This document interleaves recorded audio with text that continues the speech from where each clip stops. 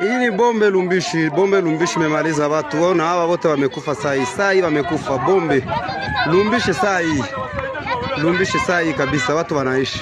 Bombe imeanguka imeua watu mingi kabisa. Uyu munsi tariki ya 9 Kanama 2026 imirwano yongeye kubura hagati y'abarwanyi ba AFC M23 n'inyeshyamba za Wazalendo mu mudugudu wa Misambo uherereye muri zone ya Kisimba muri teritwari ya Walikale mu ntara ya Kivu y'Amajyaruguru. Nkuko amakuru ava muri ako gace bivuga, abarwanyi ba AFC M23 baturutse i Rusamambo muri zone ya Ikabo bagabye igitero ku birindiro bya Wazalendo Imasambo.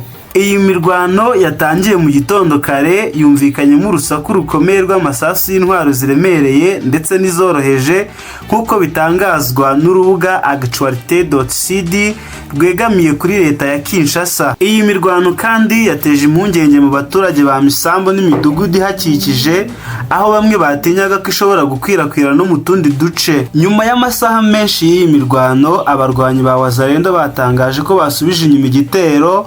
Byavuzwe ko abarwanyi ba AFC M23 basubiye inyuma berekeza i Rusamambu muri zone ya Ikabo. Nkuko ayo makuru akomeza bivuga, agace ka Misambo kagumye mu maboko ya Wazalendo kandi nta makuru yizewe yahise aboneka yerekeye ababa bapfuye cyangwa bakomerekeye muri iyo mirwano cyangwa ibyaba byangirikiye muri iyi mirwano.